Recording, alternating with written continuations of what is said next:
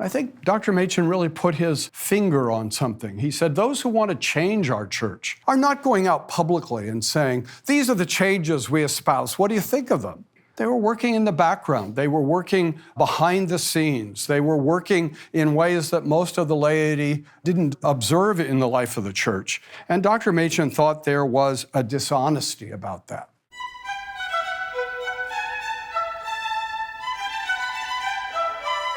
The 20th century, in many respects, contains the best and the worst of human history. And a significant figure in the life of the church in the 20th century was J. Gresham Machen, and he's the man you'll learn about today. Welcome to the Saturday edition of Renewing Your Mind, as we conclude our Saturday series dipping our toes into church history from W. Robert Godfrey's monumental 6-part study series. If you've sought to build the complete collection, all 6 installments, today you can add this final installment on the 20th century to your library when you give a donation of any amount at renewingyourmind.org. Perhaps the name Machen is familiar to you. That could be because 2023 marked the 100th anniversary of his watershed book, Christianity and Liberalism. And we featured teaching surrounding that book on Renewing Your Mind to mark the anniversary. Well, today, Dr. Godfrey will consider what was happening leading up to that book's release and what happened after. Here's Dr. Godfrey. We've been looking at the growing divide in American Protestantism in what had been a united evangelical Protestant front through much of the 19th century, watching how Protestantism is polarizing into fundamentalist and modernist wings. Still in the early 20th century, largely united in the same denominations, but increasingly finding life together difficult and traumatic. And we've illustrated up to this point this polarization in terms of Presbyterian experience. And I want to go on doing that by looking with you at the experience of J. Gresham Machen.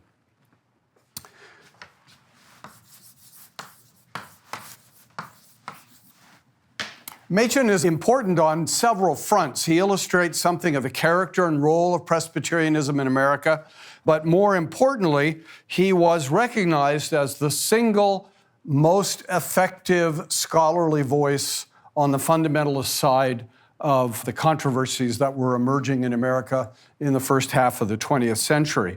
And Dr. Machen, in that regard, helps us to see that fundamentalists in the early part of the 20th century were not at all what fundamentalism came to mean later when it was used in a derogatory way. Fundamentalist today is often used to refer to uneducated, stubborn, ignorant, uncultured sorts of people, and Dr. Machen was none of those things.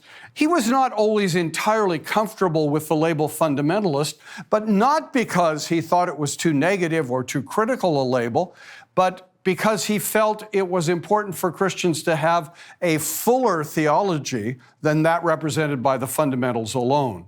And so Dr. Machen was a Westminster Confession of Faith man.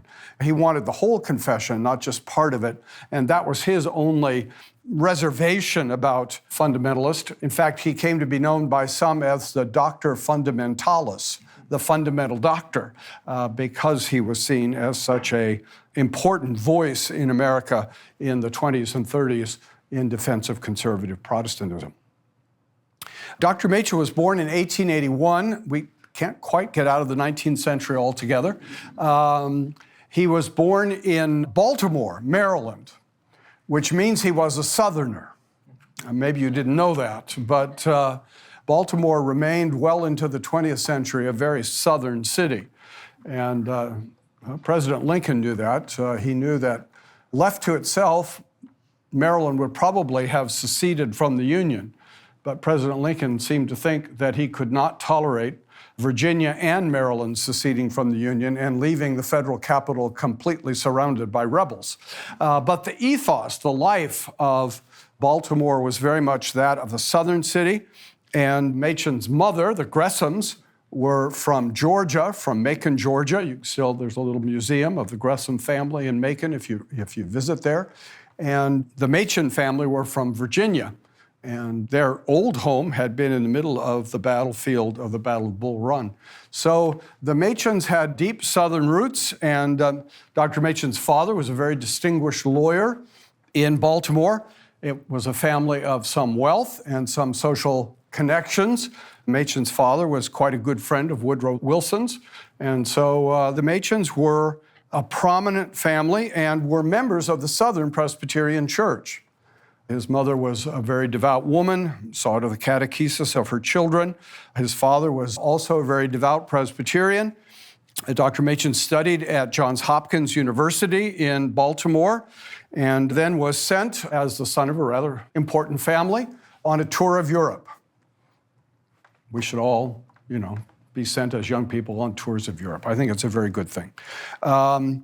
Dr. Machen really loved Germany. He kind of fell in love with Germany and things German, and he said German would be almost perfect if these Germans would only learn about the Sabbath and about football. And he felt they were somewhat deficient on both points. He did write home at one point to his father and say that he was running a little short of money. And his father wrote back and said, "The pecuniary question need not bother you. I can assure you on that point." I'm still waiting to receive a letter like that. Don't worry about the money. We'll take care of that. So as a brilliant student, he was able to study at Johns Hopkins University, and then he went to Princeton Seminary, the most prestigious of the Presbyterian seminaries. And then he went on to study for a time in Germany, to do post-seminary work. And his letters show that he's wrestling. And some people have said, well, maybe Dr. Machen had something of a crisis of faith in Germany. That doesn't really seem to be the case. What he seemed to have was a crisis of calling. Dr. Machen had such broad interests. He liked sports, he liked hiking, he liked outdoor life, he liked scholarship. And I think he was a little afraid that if he entered the ministry, the life of a Presbyterian minister was maybe a little confined. People had expectations that there were all sorts of things ministers didn't do, like play football. And Dr. Machen was not sure he was really quite ready to live that kind of a life, and so wrestled with the question of calling, but did go off, despite that, to teach at Princeton Seminary and was immediately recognized as a remarkably gifted scholar and teacher, and in due course he was ordained into the ministry. Only at that point actually joining the Northern Presbyterian Church. So most of his life, the majority of his life, he was a Southern Presbyterian, and only on being ordained at Princeton did he become a member of the Northern Presbyterian Church. And he was recognized as an outstanding teacher by the students, most of them. But Dr. Machen recalled that already students were beginning to complain that there was too much academics and not enough practical theology. And Dr. Machen had no sympathy for that point of view at all. He believed that ministers needed to be carefully and thoroughly educated. They needed to be able to engage in a lifelong system of learning. He said some of these young students just want to be told everything they'll need to know for the rest of their ministry. And he said, I pity the congregations they're going to be sent out to. A minister has to stay in touch with the world as it's developing around him in the course of his ministry. He complained once in 1912, instead of making our theological seminaries merely centers of religious emotion, which is what he thought some of the students wanted, we shall make them battlegrounds of the faith. We're helped a little by the experience of Christian teachers. Men are taught to fight their own battle, where they come to appreciate the real strength of the adversary, and in the hard school of intellectual struggle, learn to substitute for the unthinking faith of childhood the profound convictions of full-grown men. And he said, we must never be afraid of studying and learning what the enemy has to say. If we just bury our head in the sand and pretend the rest of the world doesn't exist, we are really not worthy of Christ. He said, we cannot believe without knowing that our belief is true. And if the cost of faith is not to know what's true, then we're not real Christians anyway. His mother had actually written him when he was in Germany. She was afraid he was being too influenced by those liberal Germans who were very nice to him. And she said, come home. I don't want you influenced by those people. And he said, Mother, I can't come home and hide from reality. If the cost of being a Christian is hiding from reality, then we're not real Christians. So he was a man who plunged in to the reality of the world in which he found himself. His biggest single scholarly book that he would write was entitled The Virgin Birth of Christ. And it was a careful, scholarly, thorough study, not just of the Bible, but of everything that had been written in modern theology on the virgin birth. And he, with the greatest care as an exegete, showed what the Scripture actually taught about that. Then as a theologian, reasoned about why that was important, that those scriptural teachings were true, and then answered one by one all of the objections of liberal scholarship to the idea of the virgin birth. It's a big, fat volume. If you have a little trouble sleeping, it might be good, some of the chapters. But it was hailed as a remarkable scholarly achievement, and the young Rudolf Bultmann, of all things, read the book and said, this is a very impressive work of scholarship. So Machen believed that there had to be a continuing scholarly dialogue between conservatives and liberals, and he was able to do that in a most effective sort of way. And he believed that Princeton needed to go on being that place, not of emotion, not just of pious practice, although he was all for pious practice, but that it would continue to be a place of really serious scholarship that would help the church, that would lead the church, and would ensure that the church was able to be faithful in the work to which it was called to do. As time went along, Machen was more and more called into an involvement in the ecclesiastical life of the church. He became more and more concerned, not just about what students at Princeton were thinking, but what was going on in the church as a whole, what the church as a whole was thinking. And that's why in 1923 he produced this little popular book, Christianity and Liberalism, because he was concerned about what was going on in the church. He wanted to be an influence in the life of the church. He wanted to be sure that influence would be genuine and healthy. And he would look around the church, and part of his concern he expressed in this term already as early as 1915. He wrote, "The mass of the church here is still conservative, but conservative in an ignorant, non-polemic, sweetness and light kind of way, which is just meat for the wolves. I do not mean to use harsh phrases in a harsh way, and my language must be understood to be biblical." Now, what's he really saying there? It's that the church still felt conservative. The church still felt comfortable with conservative practices and ideas, but the church no longer really understood why these things were important. The church no longer could defend these things in the face of an onslaught, and that seriously troubled Dr. Machen and worried him about what the future would hold.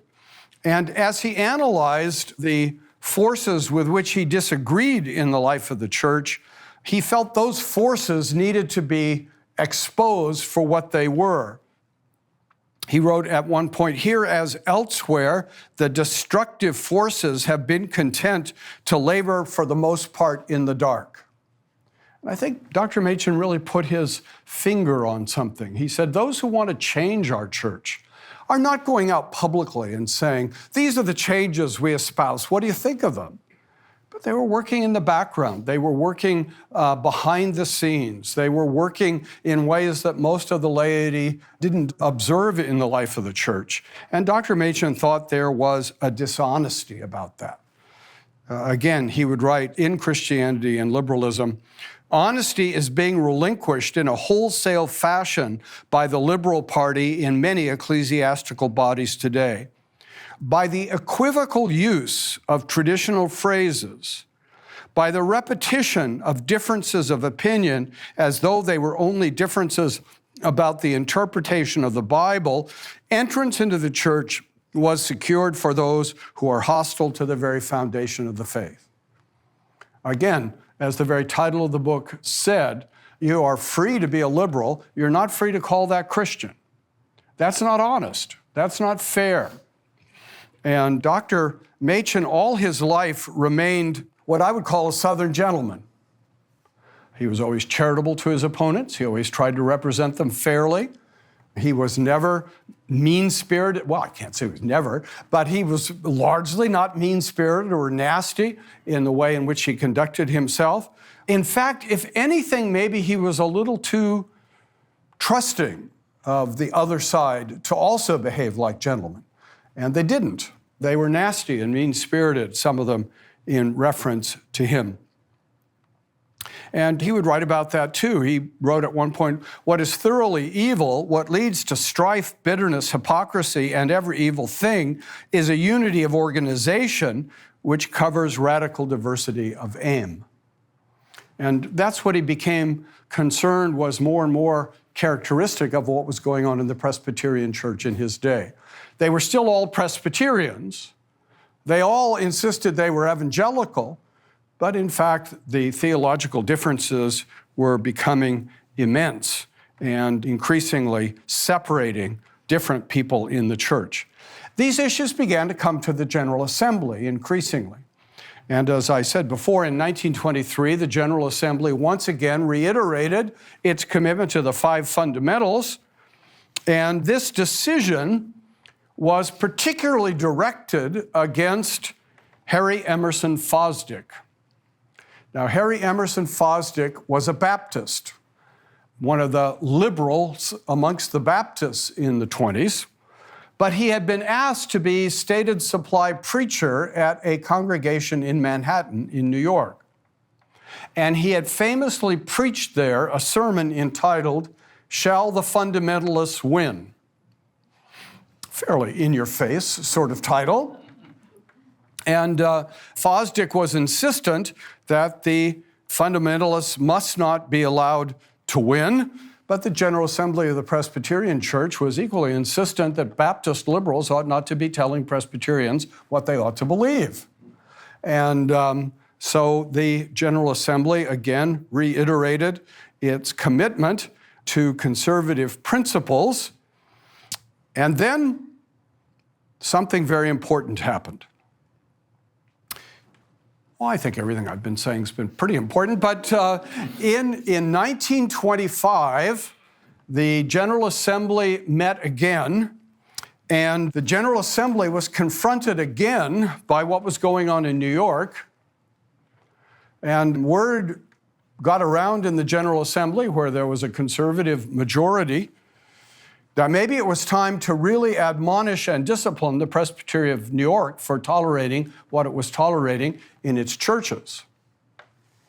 And the Presbytery of New York pretty well made clear that if the General Assembly criticized them, they would leave the Presbyterian Church. And Dr. Machen's opinion was, good, leave, go. But the General Assembly, conservative leadership, decided that they ought to give it one more chance, that they ought to be patient, that they ought to be turning the other cheek. And so they did what churches so often do in difficult times. They appointed a study committee. And the idea was, what harm can it do? Let's have a committee spend a year studying the condition of the church, and then the committee will bring what we can really defend as a well-researched analysis back to the General Assembly next year, and then we can do what needs to be done. What no one could know at that time is that there would be an event in the summer of 1925 that in fundamental ways would change American attitudes. Up until 1925, most American churches and most Americans and most reporting on the state of American churches was more sympathetic to the fundamentalist side than they were to the liberal side. But in the summer of 1925, there was a trial that took place that came to be known in the press as the monkey trial. A trial that took place in Dayton, Tennessee, a trial of a nice young biology teacher in the Dayton Public High School who had violated the laws of Tennessee by teaching the theory of evolution in school. And he was put on trial. And the media flocked to this trial. And many people sensed this was going to be a very important trial. And so the defense of this high school teacher hired Clarence Darrow, one of the most accomplished trial lawyers in the country, to lead the defense of Mr. Scopes. And the prosecution thought it had made a brilliant choice by choosing William Jennings Bryan to lead the prosecution. William Jennings Bryan was one of the most famous men in America. He had served in the cabinet of presidents. He'd been a nominee for president by the Democratic Party. He was well known as being one of the most accomplished orators in America, and he was a Bible-believing Presbyterian elder. And they thought, who could we get that could possibly be better? But William Jennings Bryan was an old man. He was tired, he was not well. He was not an accomplished trial lawyer. And Clarence Darrow sort of ran circles around him. And as many of the newspaper folk said, Darrow set America laughing at fundamentalism. Darrow made Bryant look ridiculous. And some of the media there, led by H.L. Mencken, a notorious unbeliever, but a very effective writer and witty man, used the Scopes trial to launch a full-scale attack against fundamentalism. Only in Bible Belt, Tennessee, could you have a law forbidding the teaching of evolution. How ridiculous, how unfair, how un-American. And so the whole notion of freedom, the whole notion of tolerance, the whole notion of niceness was brought out by the press, and America was set laughing at fundamentalism.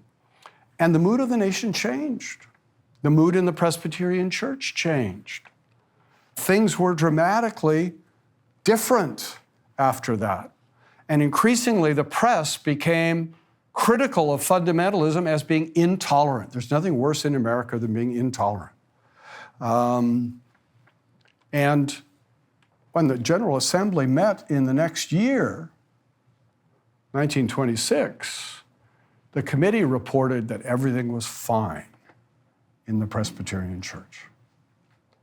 There was no theological problem in the Presbyterian Church. And indeed, anyone who would suggest there was a problem in the Presbyterian Church, there's something wrong with them. And at that meeting of the General Assembly, a recommendation was present to make Professor Machen professor of apologetics at Princeton Seminary. General Assembly had always just rubber-stamped those kinds of recommendations coming from seminaries. But the decision was made to establish a study committee to study what was going on at Princeton.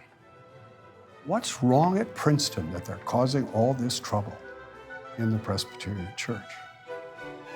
And so as we come to an end today, we see how quickly things can turn, how quickly things can be reversed. There was never a conservative majority at a Presbyterian General Assembly after 1925.